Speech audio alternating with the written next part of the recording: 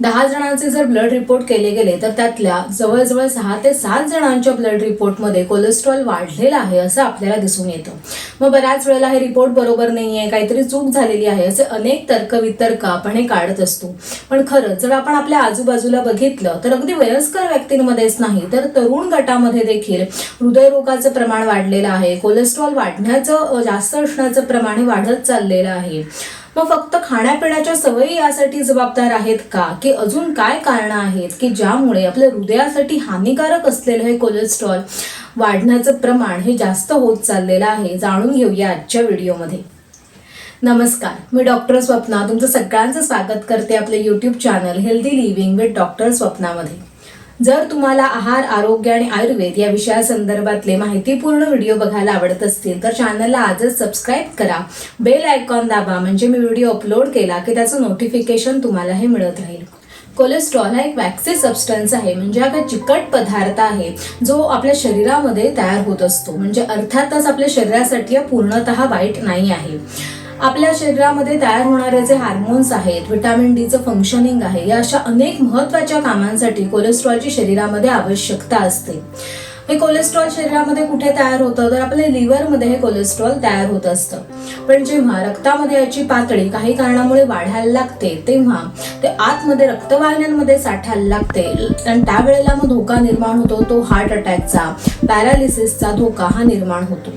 बरोबरीनेच हे कोलेस्ट्रॉल वाढलेलं आहे ते लिव्हरवर जाऊन चिटकायला लागतं, मग अशा वेळेला फॅटी लिव्हर डिसीज आपल्याला होऊ शकतो। म्हणजेच कोलेस्ट्रॉलचं प्रमाण जर शरीरामध्ये जास्त असेल तर ते आपल्या हृदयासाठी, आपल्या शरीरासाठी हे धोकादायक आहे। म्हणूनच त्याचं प्रमाण व्यवस्थित असणं गरजेचं आहे। अशी कोणती कारणं आहेत? फक्त आपल्या खाण्यापिण्याच्या सवयी आहेत की अजून काय कारणं आहेत की ज्यामुळे कोलेस्ट्रॉल आपल्या शरीरामध्ये वाढायला लागतं, आपल्या रक्तवाहिन्यांमध्ये वाढायला लागतं? जाणून घेऊया आजच्या व्हिडिओमध्ये। सगळ्यात पहिलं कारण आहे ते म्हणजे जेनेटिक्स, म्हणजेच अनुवंशिकता। जर आपले आई, वडील किंवा आजी, आजोबा यांच्यामध्ये कोलेस्ट्रॉल जास्त असणे किंवा हृदयासंबंधीचे आजार याचा जर इतिहास असेल तर त्याच्या पुढच्या पिढीला देखील तो होण्याची शक्यता ही जास्त असते। विशेषतः जर तरुण वयामध्ये एखाद्याला हार्ट अटॅक आला आहे असा जर इतिहास असेल तर त्याच्या पुढच्या पिढीने अधिक सतर्क राहणं हे गरजेचं आहे। यामध्ये अशा पेशंट्समध्ये त्यांचे जे कोलेस्ट्रॉलचं रेग्युलेशन आहे ते व्यवस्थित होत नाही, तसंच रक्तातून कोलेस्ट्रॉल बाहेर टाकण्याची जी प्रक्रिया आहे ती देखील त्यांच्यामध्ये व्यवस्थित होत नाही। परिणामी रक्तामध्ये कोलेस्ट्रॉलचं प्रमाण हे वाढायला लागतं। यालाच फॅमिलियल हायपरलिपिडेमिया असं देखील म्हटलं जातं। याचे खरं तर अनेक प्रकार पडतात, जसं की फक्त कोलेस्ट्रॉल लेवल जास्त असणे, फक्त LDL लेवल जास्त असणे, असे प्रकार यांच्यामध्ये पडतात। अशा वेळेला अनुवंशिक आहे म्हणून दुर्लक्ष न करता अधिक सतर्क राहणं हे गरजेचं आहे।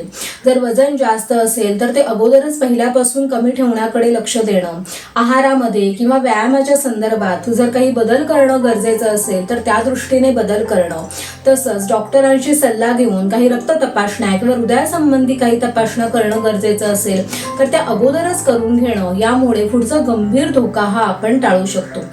पुढचं कारण आहे ते म्हणजे स्ट्रेस किंवा ताण।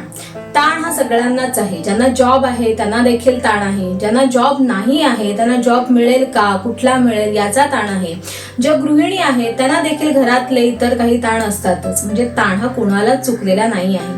पण जर एखाद्या व्यक्तीला शारीरिक किंवा मानसिक ताण हा खूप जास्त प्रमाणामध्ये असेल किंवा खूप जास्त काळापर्यंत एखादी व्यक्ती ही ताणाखाली असेल तर अशा वेळेला शरीरामध्ये स्ट्रेस हार्मोन हे वाढायला लागतं। हे स्ट्रेस हार्मोन म्हणजेच काय आहे तर कॉर्टिसॉल। आणि जेव्हा शरीरामध्ये कॉर्टिसॉलचं प्रमाण हे जास्त असतं अशा वेळेला तुमचे ब्लड शुगर लेवल्स वाढतात, लिव्हर आहे ते कोलेस्ट्रॉल जास्त प्रमाणामध्ये तयार करायला लागतं आणि मग शेवटी रक्तामध्ये कोलेस्ट्रॉलचं प्रमाण हे वाढायला लागतं। म्हणजे तुम्ही जर ताणाखाली असाल तर त्याचा परिणाम हा तुमच्या आरोग्यावर होतो आणि कोलेस्ट्रॉल वाढण्यासाठी देखील होतो। पुढचं महत्त्वाचं कारण आहे ते म्हणजे डाएट आणि लाईफस्टाईल, म्हणजे तुमचा आहार आणि तुमची जीवनशैली। आहार संभवस्तु रोगाः आहार संभवः, म्हणजेच काय, आपण जे काही खातो त्याचा परिणाम हा आपल्या आरोग्यावर होतच असतो। मग असे कोणते पदार्थ आहेत की जे खाल्ल्यामुळे तुमच्यामध्ये कोलेस्ट्रॉल हे वाढू शकतं तर कोलेस्ट्रॉल आहे ते ॲनिमल ओरिजिन असणाऱ्या पदार्थांमध्ये असतं। म्हणजे सगळ्या प्राणीच्या पदार्थांपासून, प्राण्यांपासून जे पदार्थ आपल्याला मिळतात त्याच्यामध्ये कोलेस्ट्रॉल हे असतं। मग यामध्ये चिकन आलं, मटण आलं, फिश आलं, अंड आलं, या सगळ्यामध्ये कमी जास्त प्रमाणामध्ये कोलेस्ट्रॉल हे असतंच। त्याबरोबर असे काही पदार्थ आहेत की त्याच्यामध्ये देखील कोलेस्ट्रॉलचं प्रमाण जास्त असतं. हे पदार्थ कुठले आहेत तर ज्याच्यामध्ये सॅच्युरेटेड अँड ट्रान्स फॅटचं प्रमाण हे जास्त आहे. म्हणजे कुठले पदार्थ येतात तर पॅक केलेले सगळे पदार्थ, प्रोसेस फूड, फ्रोझन फूड, त्याच्यानंतर बेकरी प्रॉडक्ट, त्याच्यानंतर खूप शुगरी म्हणजे ज्याच्यामध्ये साखर खूप जास्त प्रमाणामध्ये आहे किंवा खूप गोड पदार्थ, खूप ऑइल असणारे पदार्थ किंवा तुमच्या खाण्यामध्ये तुमच्या नेहमीच्या जेवणामध्ये तेल खूप जास्त प्रमाणामध्ये वापरलं जात असेल तर अशा सगळ्या गोष्टीमुळे तुमचं कोलेस्ट्रॉल आहे ते वाढू शकतं. या बरोबरीनेच आहे तुमची जीवन पद्धती किंवा तुमचं लाईफस्टाईल कसं आहे. म्हणजे एखाद्याच्या खाण्यापिण्याच्या वेळा व्यवस्थित नसतील, रात्री खूप उशीरपर्यंत काम असेल, झोप पूर्ण होत नसेल किंवा खूप ट्रॅव्हलिंग असेल त्यामुळे सततचं बाहेरचं खावं लागत असेल तर अशा सगळ्या गोष्टींचा परिणाम स्वरूप तुमच्या रक्तामध्ये कोलेस्ट्रॉलची पातळी ही वाढायला लागते. पुढचं महत्त्वाचं कारण आहे ते म्हणजे अल्कोहोल आणि स्मोकिंग. बऱ्याच वेळा असं आपण बघतो की काही व्यक्ती असतात ते अगदी घरातलंच खातात, मोजकंच खातात, बाहेरचं खाणं त्यांचं जास्त नसतं. पण अशा व्यक्तींमध्ये जर त्यांना अल्कोहोल किंवा स्मोकिंग याचं जर त्यांना व्यसन असेल तर त्यांच्यामध्ये कोलेस्ट्रॉल हे वाढू शकतं. बऱ्याच वेळेला असंही दिसून येतं की अशा व्यक्ती या बारीक असतात पण त्यांच्या अल्कोहोल आणि स्मोकिंगच्या सवयीमुळे त्यांच्या आतमध्ये हे कोलेस्ट्रॉल हे वाढायला सुरुवात होते. अल्कोहोल आहे ते फॅट बर्न स्टॉप करतं, म्हणजे चरबीला आपल्या शरीरामधून जाण्याची जी प्रक्रिया आहे ती कमी करतं. त्यामुळे रक्तामध्ये कोलेस्ट्रॉलचं प्रमाण आहे ते वाढायला लागतं. बऱ्याच वेळेला अल्कोहोल कन्झम्पशन आहे ते स्ट्रेस लेवल्स कमी करण्यासाठी केलं जातं. पण खरं तर अल्कोहोल कन्झम्पशन नंतर तुमच्या शरीरामध्ये स्ट्रेस हार्मोनची पातळीही वाढते. स्ट्रेस हार्मोन म्हणजेच काय तर कॉर्टिसॉलची पातळी शरीरामध्ये वाढते आणि कॉर्टिसॉल हे आपल्या शरीरामध्ये अनेक आजारांचं आणि बरोबरीने कोलेस्ट्रॉल वाढण्याचं देखील एक कारण आहे. स्मोकिंगमध्ये शरीरामध्ये फ्री रॅडिकल्स तयार होतात आणि हे फ्री रॅडिकल्स फक्त शरीरामध्ये कोलेस्ट्रॉलच वाढवत नाही तर अनेक गंभीर आजारांचं मूळ कारण देखील हे फ्री रॅडिकल्समध्ये दडलेलं असू शकतं. म्हणूनच अल्कोहोल आणि स्मोकिंग हे देखील कोलेस्ट्रॉल वाढण्याच्या मागचं एक कारण आहे.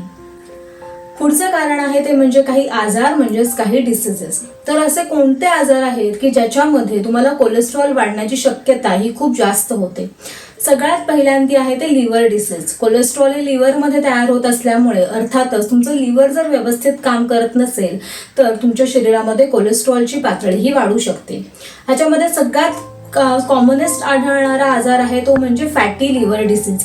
यामध्ये लिव्हर आहे ते कोलेस्ट्रॉल जास्त तयार करायला लागतं किंवा शरीरामध्ये अगोदरच काही कारणामुळे कोलेस्ट्रॉल हे जास्त असतं आणि हे जास्तीचं कोलेस्ट्रॉल आहे ते लिव्हरवर जाऊन चिकटतं. त्यामुळे लिव्हरचे सेल्स आहेत ते डॅमेज होतात, लिव्हरचं फंक्शनिंग बिघडतं आणि अजून कोलेस्ट्रॉल तयार व्हायला लागतं. अशा दुष्टचक्रामध्ये आपण अडकलो जातो. या बरोबरीनेच लिव्हरचे अन्यही काही आजार आहेत की ज्याच्यामध्ये कोलेस्ट्रॉलची पातळी शरीरामध्ये वाढायला लागते. दुसरं आहे ते म्हणजे किडनी डिसीज. जर तुम्हाला किडनी संबंधी कुठलाही आजार असेल तर अशा व्यक्तींमध्ये कोलेस्ट्रॉल वाढण्याची शक्यता ही अधिक असू शकते. अशा वेळेला तुम्ही डॉक्टरांच्या सल्ल्याने तुम्हाला जर गरज असेल तर ते टेस्ट करणं हे गरजेचं आहे. पुढचा एक आजार आहे ते म्हणजे अंडर ऍक्टिव्ह थायरॉइड. म्हणजे तुमच्या थायरॉइड हार्मोनचं सिक्रेशन व्यवस्थित होत नसेल तर अशा व्यक्तींना कोलेस्ट्रॉलची पातळी वाढण्याची शक्यता ही जास्त असते. थायरॉइड हार्मोनची सिक्रेशन्स शरीरामध्ये व्यवस्थित नसल्यामुळे ते कोलेस्ट्रॉल आहे ते शरीरातून रक्तामधून बाहेर टाकण्याची जी प्रक्रिया आहे ती व्यवस्थित होत नाही आणि त्यामुळे रक्तामध्ये कोलेस्ट्रॉलची पातळी ही वाढायला लागते.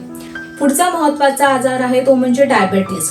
डायबेटीसमध्ये रक्तामध्ये साखरेची पातळी ही वाढलेली असते आणि ही वाढलेली साखर आहे ती रक्तामध्येच राहिल्यामुळे त्याच्यानंतर त्याचं जे कन्व्हर्जन आहे ते फॅटमध्ये व्हायला लागतं आणि शरीरामध्ये कोलेस्ट्रॉलची पातळी ही वाढायला सुरुवात होते. म्हणूनच तुम्हाला यापैकी कुठलाही आजार असेल तर तुम्ही कोलेस्ट्रॉलची तपासणी जर केली नसेल तर ती नियमितपणे करून घेणं हे गरजेचं आहे. त्यामुळे पुढचे काही धोके असतील तर ते आपण टाळू शकतो. आजचा व्हिडिओ जर तुम्ही पूर्णपणे बघितला असेल तर तुम्हाला देखील कळलं असेल की तुमचं कोलेस्ट्रॉल वाढण्याचं कारण हे काय असू शकतं. तुमचं कारण काहीही असलं, म्हणजे जरी अनुवांशिक असलं, काही आजारांच्या परिणाम स्वरूप तुमचं कोलेस्ट्रॉल हे वाढत असलं तरी तुमचं वजन जर जास्त असेल तर ते वजन कमी करणं, तुमच्या आहारामध्ये किंवा तुमच्या जीवनशैलीमध्ये काही बदल करणं गरजेचं असेल तर ते बदल करणं देखील तितकंच महत्त्वाचं आहे. त्यामुळे तुम्हाला त्याची पातळी आहे ती कमी ठेवता येते, अन्यथा तुमच्या गोळ्यांच्या संख्या आहे ती वाढायला सुरुवात होते. कोलेस्ट्रॉलसाठीचा असणारा ब्लड रिपोर्ट आहे तो कसा बघायचा, त्याच्यामध्ये किती पातळी असणं गरजेचं आहे, गुड कोलेस्ट्रॉल काय आहे, बॅड कोलेस्ट्रॉल काय आहे, कोलेस्ट्रॉल काय खाण्यामुळे कमी होऊ शकतं, या संबंधीचे अनेक व्हिडिओ आहेत मी चॅनलवर अगोदरच अपलोड केलेले आहेत. त्याच्या प्लेलिस्टची लिंक डिस्क्रिप्शन बॉक्समध्ये आहे. जर तुम्ही ते व्हिडिओ बघितले नसतील तर ते नक्की बघून घ्या. आजचा व्हिडिओ जर तुम्हाला आवडला असेल किंवा गरजेचा वाटला असेल तर तुमच्या नातेवाईकांना हा नक्की शेअर करा. असेच अनेक माहितीपूर्ण व्हिडिओ बघण्यासाठी चॅनलला सबस्क्राईब करा आणि बेल आयकॉन दाबा, म्हणजे मी व्हिडिओ अपलोड केला की त्याचं नोटिफिकेशन तुम्हालाही मिळत राहील. तुम्हाला काही शंका असतील तर मला कमेंट बॉक्समध्ये विचारा आणि तोपर्यंत हेल्दी राहा आणि हॅप्पी राहा. नमस्कार.